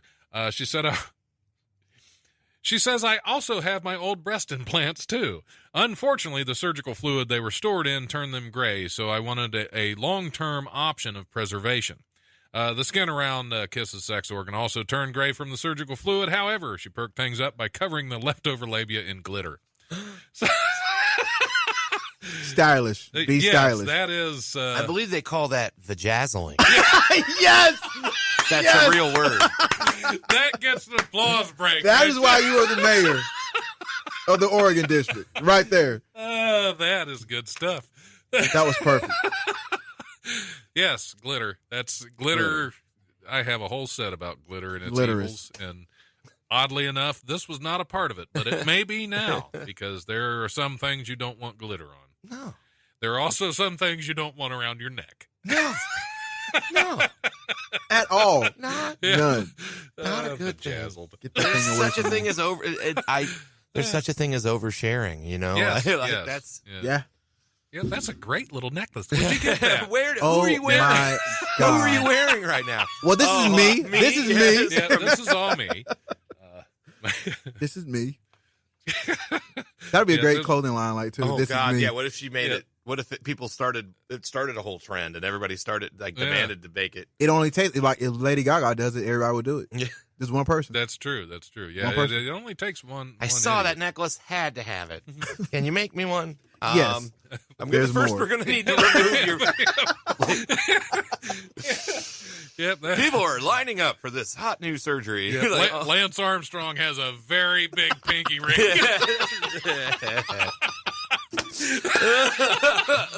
Lance. That would look so bad. Rest in peace. Wait, he's dead, right? Lance Armstrong is dead, right? Is he? I don't think so. I thought he died. Okay, never mind. He's just nuts. Okay. He came close. Bubba. Okay. Bubba. Oh, Not dead. man. I always thought it was kind of unfair. He, be in all those races with only one left because it's a lot more comfortable to ride that bike with a little thin seat when you only have one. Yeah. It gives him an unfair advantage. Probably. Exactly. Well, he was doping too. Yeah. Yeah. True. Yeah, but that's not important. At all. See, I actually think athletes should. They're getting paid a lot of money to play a sport. They should do whatever they can to be the best at it they can be. Yeah. You know, I didn't pay for my tickets to watch somebody half-ass it. Get out there and do some stuff. For mediocre entertainment. Shoot up and go. You want him to be out there like throwing the bike and just screaming. Dr. Jekyll. Just knocking other bikers off. That's how you win. They just give him the title because they're like afraid of him. Like, oh yeah, hey, what's up, buddy? I believe this is yours, Lance. No, I'm not going to kiss your ring. Yeah. Lance Armstrong just won on a 10 speed.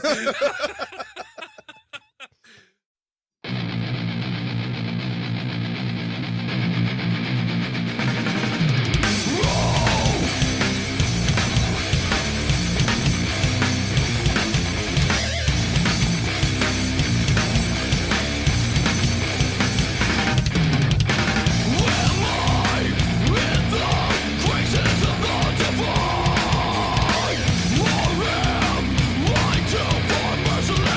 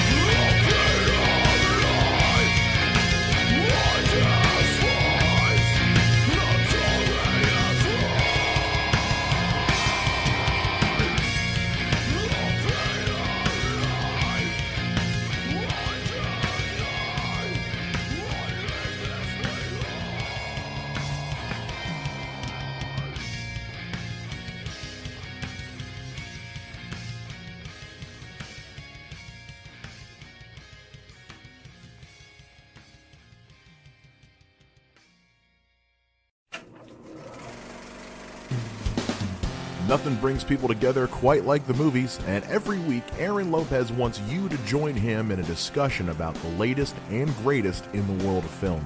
So grab a drink, grab some popcorn, and get comfy. Come join Aaron and friends every Thursday at The Drive-In, presented by Eventide Entertainment. A New Mexico man is accused of stripping naked and speeding off in a police cruiser. Footage recorded on July 4th by Curry County deputies' body camera shows the deputy attempting to reason with the suspect, later identified as Jesus Durango, 37 years old. The deputy tries to convince Durango to sit on the grass on the side of the road, of State Road 245. Instead, the suspect does his best to flag down a passing vehicle. Moments later, Durango is off and running. The deputy shouts, "Hey, get out of there!" as the naked man climbs into the police cruiser and speeds away. The deputy reports, "He's stolen my unit. He's taken off eastbound in my unit." In my unit. The naked man has stolen my unit. That must be why I put that story on. Because of that line. The naked man stole my unit. Yeah, that is exactly why. Unit. That is exactly why you put that story in there. If I had a nickel for every time a naked man ran off with my unit. Tainton. I was thinking about non-creative names the other day because I went to years ago. I went down to the Caribbean, down to Southern Caribbean, and I spent a couple weeks in Trinidad. Nice. And down in Trinidad, they're very creative with their names of businesses. If they have there's like a burger stand called Burger Boys. Yeah. It's a hot dog stand. It's Hot Dog Boys. Pizza places, Pizza Boys. Everything is boys, nice. Which is weird because I'm pretty sure they had a strip club called Girls, Girls, Girls, Boys, which. I mean, I didn't really know what to expect going in there, especially because it was right next door. Older businessmen coming down there. It was right next door to a transmission shop called Tranny Boys, so I was really confused on that. Yeah. But yeah, it's creative names. Yeah. I did make the comment down. It seemed like every business was something boys. They even had there's a Donut Boys, Muffler Boys. Pet it Boys, just cracked Boys. me up. Yeah. Well, because Trinidad's not like Jamaica. Jamaica, everything's man. Hey, man. Right. Down there, it's everything's a boy. Hey, boy. Right. So that must be where the name comes from, of calling everything something boys. But the strip club Girls, Girls, Girls, Boys, I thought was good. That's some new stuff I'm working on. I would probably still go in. What's that? I would probably still go in. Yeah, well, you got to check it out at that point. Yep. Stay away from the transmission. But that's like Indianapolis when you're downtown Indy or in Speedway, Indianapolis. Everything's based on the track. It's 500 liquor and 500 market, and they really named a liquor store after the Indy 500. Huh. Okay. Because that's what goes well with driving very fast. Right. Is a lot of liquor, alcohol, and driving fast are just. That spells Indianapolis to me. It would be cool if they did it drunk. Well, yeah, it would be. Everybody watches NASCAR for the crashing anyway. Yep. So that would be, that would just at least double all the crashes. It'd be so much better to watch, so much more entertaining. Yeah, I think so. Because somebody instead of going, turning left around the track, somebody would be going backwards. And if they have to text. Texting's mandatory, and so's drinking. That's the way NASCAR should be. Yep. I'm winning. You got to text. Yeah. Yeah. Instead, get rid of the communication through the headphones with the pit crew. You got to text. Right. Everything's done through text. That's a fantastic idea. The inventor of a sex robot has revealed he is ready to make a baby with his machine, Samantha, using a mixture of the couple's traits. Sergey Santos, who shared his Barcelona home with his wife, Maritza Kisimataki. I don't know what he was kissing, but it was apparently her taki. Yeah. It could have been Kisimatako. I don't know. Or toaster. Yeah. It shares Barcelona home with Maritza Kisimataki and a family of silicone sex dolls. Says he's ready to take the next step with his plastic partner and boasts that it will be extremely simple. Maybe it was just a Teddy Ruxpin with a hole cut in it and some ham stuffed in there. He believes it's only a matter of time before marriage to sex robots becomes the norm because he's a crazy person. and thinks starting a family with I don't them, think he's that crazy. No, well, that's you true. can turn those robots off. Yeah. I don't know why you need to take it to the courthouse and marry it. Yeah. No. Yeah, it's a sex robot. It's not going to hold out for a bigger ring. Yeah. But he thinks that starting a family with them will be easy to execute. Sergey says, I can make them have a baby. It's not so difficult. I would love to have a child with a robot. Using the brain I have already created, I would program it with a genome so he or she could have moral values plus concepts of beauty, justice, and the values that humans have. He doesn't know many humans. Who does he hang out with? Then to create a child with this robot, it would be extremely simple. I would make an algorithm of what I personally believe about these concepts and then shuffle it I with figured what he'd she just say thinks, something vulgar like, I then will stick my penis. Then 3D print it. Because that's exactly what someone's child is, just the perfect mix of both of your values. 3D shuffled printed. together. It's a 3D version of what the two were individually. Yeah. That's fantastic. Not the result of both of your crazy. No. Right. Only put the good traits into your children. You know, definitely. Now I wonder with this child robot, are they going to be able to damage it mentally like they would their own children? I should hope. Yeah, you know, to fair, emotionally really. stun it, and if it grows, just get it close to the microwave, if nothing else. This is that's its punishment. Yep. Go stand by the You just microwave. stand in the kitchen with your head on the microwave. There's a sick custody battle between this robot and her baby robot. Yeah, that would be rough. I wonder what the wife, the human flesh wife, is sitting in the other room thinking, like, what did I do? Like, why? This gentleman is eccentric. I think it keeps him off me. Well, because he's not as long as technically he's busy, I don't care. Technically cheating on me, I guess. Yeah, he says. So where's it head? He's just having sex with all the appliances in the house. Yeah, other than that. Yeah, because he shares his home with his wife and a family of silicone sex, not just one or two. Family. You mean a closet? Oh, he's full in of deep. Yeah, he's got parts everywhere, and like arms in the living room, and heads, and Why would they call it a family ones. though? Is it like mother, father, and kid? I mean, that's the Maybe family. they're his It's a whole different definition of family. That means I have a guess. kitchen with a family of appliances in it. Yes. Like you have a refrigerator, microwave, stove. Yeah. It's a family of appliances. Yeah. Once you start getting busy with them, then Go through that place with a black light. I bet the wife moves out. Yeah. Yeah, no kidding. Man. Yeah, I wouldn't take anything that he offered me to eat. No. Like where'd you make that toast? You see that toaster? No, I don't want. Yeah, I made a robot that makes toast. All right, and other things too. I'm sure. I'll make mine by hand, the old-fashioned way. Yep. Damn it, Sergey! Do you have to stick your penis in everything? Yeah. Just test it. What is the quality control? What does the toast making robot have all these holes in it? Yep, quality control. That's man. That's because he'd have to test them to make sure they work before. The sad part is Sergey's probably on the vanguard of the future. That's what it is. He's the tip of the spear. Yeah. He's designing that next. Yeah. Bigger spear. That's what. But maybe by the time we're 70 or 80, they'll have good robots, good convincing robots, and God, I hope. You got to be careful with the toaster though, because I know of people that have been electrocuted just trying to get a piece of toast out with a knife. Yeah. So telling I'd what's love going to be able to wipe a woman's memory out after we were done, like just to turn that part off. Yeah. This is a story you can't tell anyone. Yeah. Be like the Jedi mind trick with robots. Yeah, exactly. I was never here. Yeah. It's not my child. Yeah. Except when you die and then this is not the father stuff, figure you're looking for. And your house is just full of sex robots. It don't matter what you accomplished in your lifetime. That's how you're going to be remembered. Half torsos. Yeah. Even your kids I'd imagine he clear just dad's place out, and it's just full of just busted up sex robots. Yeah. I don't care if you designed a better bridge. That's how you're going to remember. Lube and sex robots. Yeah, if you were responsible for space travel, you have, because I'd imagine having like you said, he'd have to have several parts lying around. So I'd imagine he wouldn't put them all together.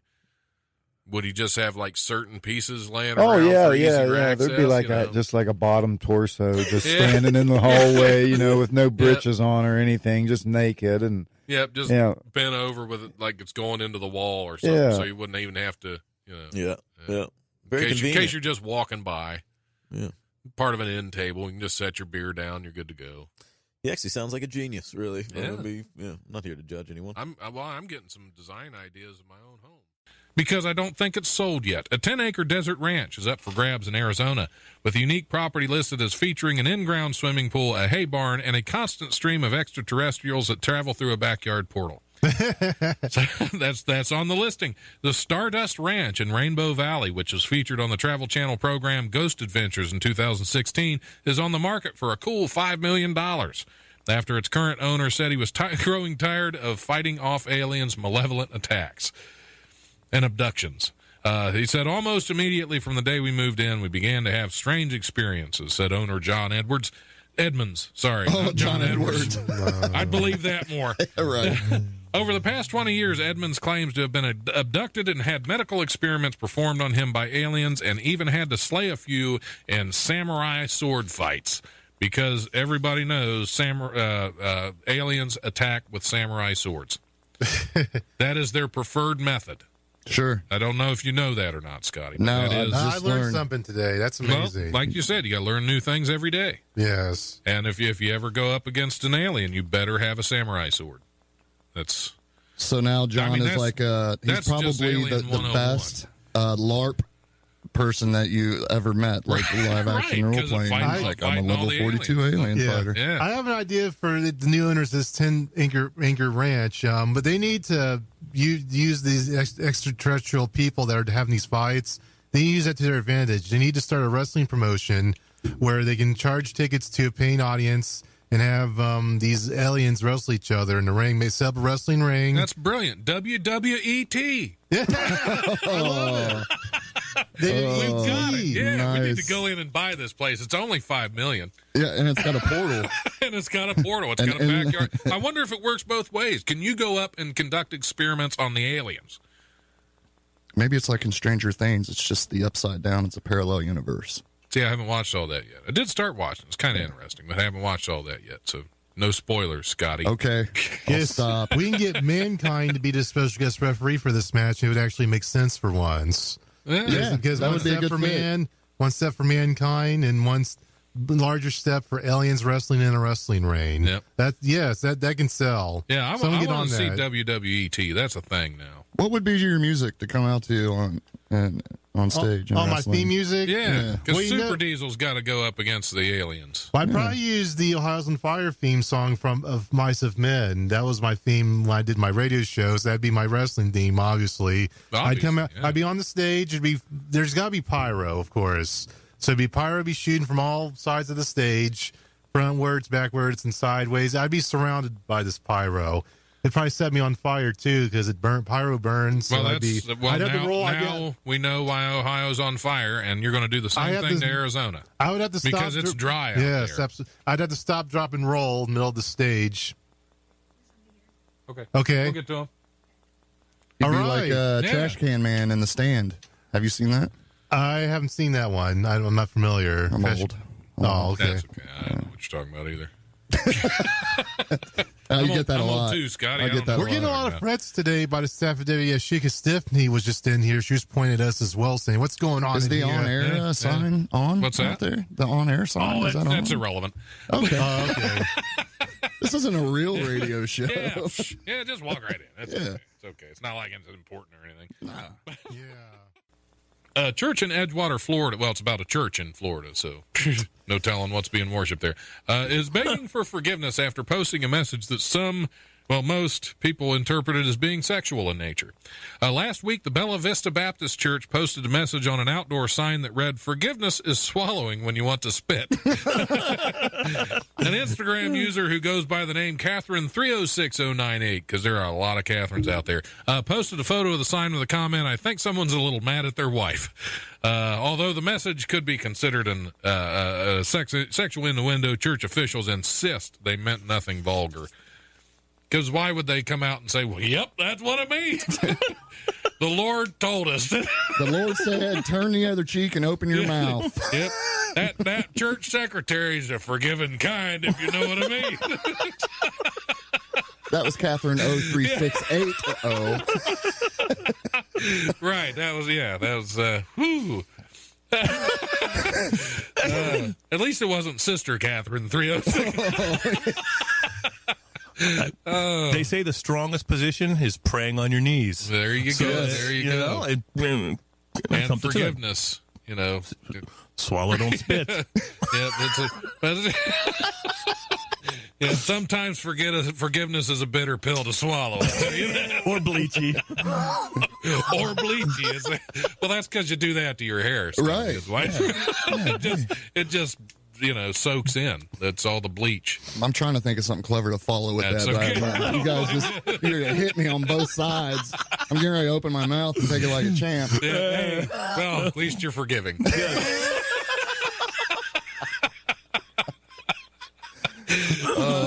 Is it hot in here? It is hot in here. Forgive me, Scotty. Why is my face sweating? Man, everything's so hot. To be PC, I'm sweating like a non-heterosexual man eating a sausage. A vegan sausage. Yes. Gluten-free. Okay, where do we go from here? So you guys want to go to the gym after this? Man it up a little bit? Yeah. Yeah, then go get it. I don't know if I can keep up with you on that elliptical there, buddy. Protein, coffee, pumpkin spice. Do some tanning. I'll get back to tanning soon enough. Don't you worry about that.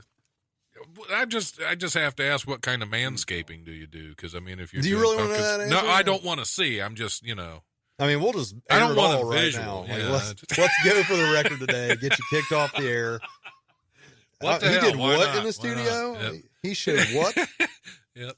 That big window right there. Well, yep. see, Those kids I learn something. mentioned the thing earlier about I've gotten in trouble with my wife. She is live now. She's watching.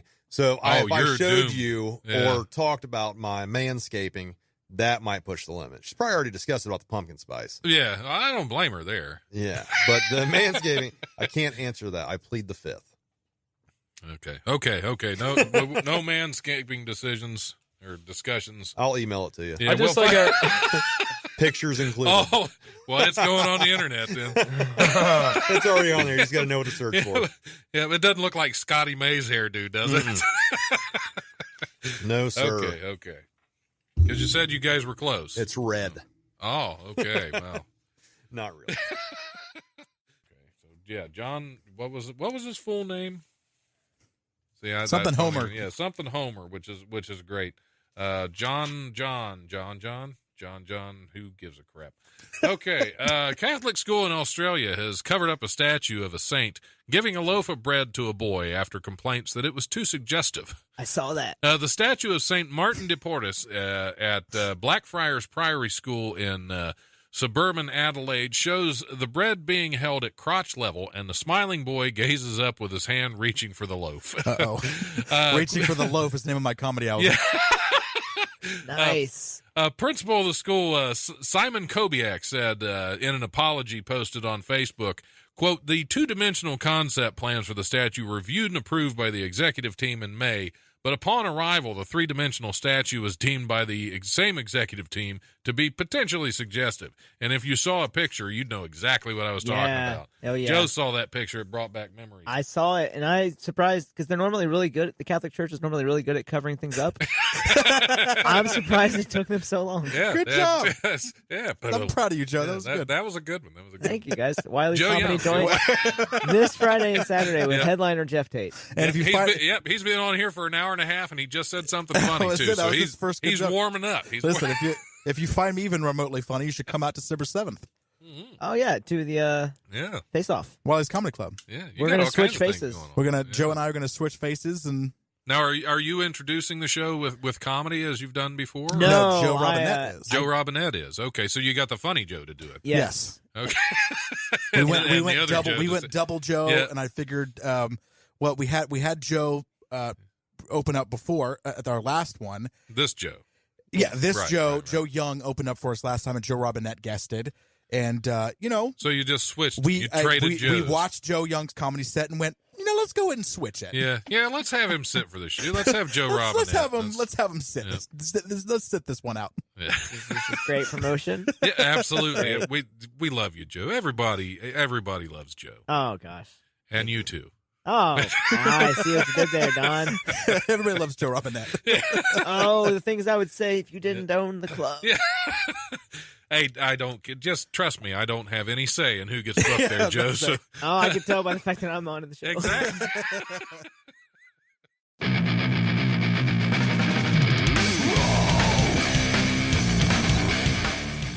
Thanks for listening to the Life Podcast. Check us out on Eventide Entertainment's podcast network. Remember, if you want to listen live, we're on Wednesdays from noon to 2 p.m. on WWSU 106.9 FM, or you can always stream the show live at wwsu1069.org. If you have suggestions or comments for the show, feel free to email us at thelife1069@gmail.com.